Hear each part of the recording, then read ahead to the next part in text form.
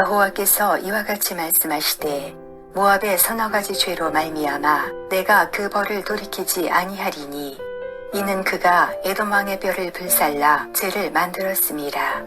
내가 모압에 불을 보내리니 그라옅 궁궐들을 사르리라. 모압이 요란함과 외침과 나팔 소리 중에서 죽을 것이라. 내가 그 중에서 재판장을 멸하며 지도자들을 그와 함께 죽이리라. 여호와께서 말씀하시니라.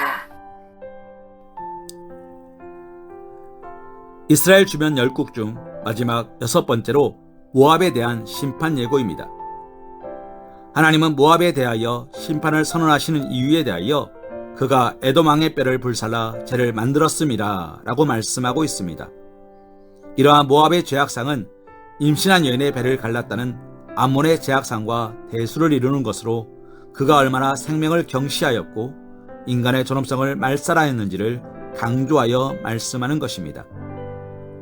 본문에서 뼈를 불살라 죄를 만들었다고 말씀하는데 여기서 죄는 신명기 27장 2절에서 이스라엘 백성들이 가나안 땅에 들어간 뒤에 큰 돌들을 세운 뒤에 그 위에 발랐던 석회를 의미하는 말로 사용된 단어입니다. 이로 미루어 볼 때 이는 단지 뼈를 태워 죄를 만들었다는 의미가 아니라 모압 사람들은 묘를 파헤쳐 유골을 꺼낸 뒤에 태워서 죄를 만들어 그것을 벽에 바르는 일종의 백색 도료로 사용한 것으로 보고 있습니다. 고대 근동 사회에서 죽은 자의 무덤을 파헤쳐 그 시신을 훼손하는 것만으로도 인간을 지극히 모독하는 중대한 죄악으로 생각하였는데 이들은 이에 대하여 유골을 불에 태워 그 죄를 벽에 바르는 재료로 사용한 그들의 행위야말로 결코 간과할 수 없을 만한 사악한 죄였던 것입니다. 우리는 왜 모압이 그러한 짓을 했는지 그 구체적인 이유는 알 수 없습니다. 그러나 모압의 이러한 행위가 에돔에 대한 극도의 증오심에서 비롯된 것만큼은 확실하다 할 것입니다. 하나님은 이처럼 극도의 증오심을 품고 에돔 왕의 시신을 불태운 모압에 대하여 심판을 선언하신 것입니다. 이와 관련해 스누키안이란 주석가는 이처럼 무덤을 파헤쳐 시신을 훼손하는 것을 그 사람 안에 새겨진 하나님의 형상 자체를 업신여기고 그것에 대하여 폭행을 가하는 것이라고 해설한 바 있습니다. 사랑하는 성도님, 이러한 본문을 통하여 우리가 교훈받아야 할 바가 무엇이겠습니까? 그것은 사람은 어떤 경우에든 사람 안에 하나님의 형상이 새겨져 있음을 잊지 말아야 하며 그 가치를 존중해야 한다는 것입니다. 만일 사람이 자기이든 타인이든 그 안에 하나님의 형상이 새겨져 있음을 망각하고 그의 생명과 삶을 모독하거나 멸시한다면 그것은 하나님 자신을 멸시하는 것으로 실로 심판을 자초하는 일이 된다는 것입니다. 이는 단지 오늘 말씀에 제시된 바 무덤에 묻힌 시체에 대한 모독과 멸시만으로 국한하여 적용되는 것이 아닙니다. 그것은 타인이 존중해주지 않으면 결코 스스로를 보호할 수 없는 사회적 약자들, 악한 자들, 강한 자들의 압제 앞에 죽은 시체처럼 비참한 삶을 사는 이들에 대해서도 적용되어야 합니다. 성경 곳곳에는 하나님께서 사회적 약자라 할 수 있는 고아, 과부, 나그네들을 보호하시고 그들에 대하여 평등한 삶을 살 수 있도록 자비를 베풀고 도움의 손길을 아끼지 말 것을 교훈하는 내용이 언급되고 있습니다.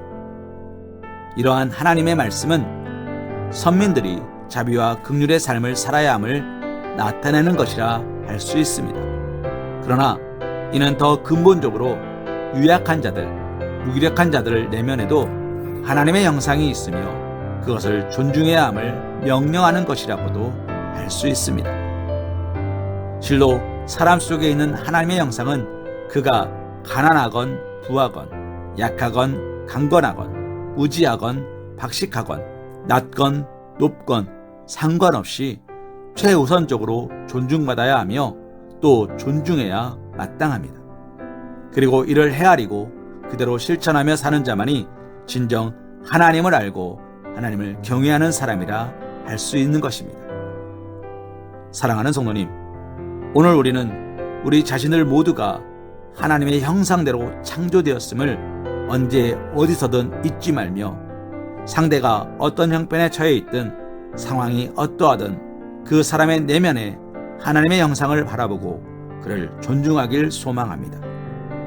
우리 주님께서 마지막 심판날 있을 일에 대해 너희가 여기 내 형제 중에 지극히 작은 자 하나에게 한 것이 곧 내게 한 것이니라 고 말씀하셨는데, 이 역시 이와 같은 맥락의 말씀인 것입니다.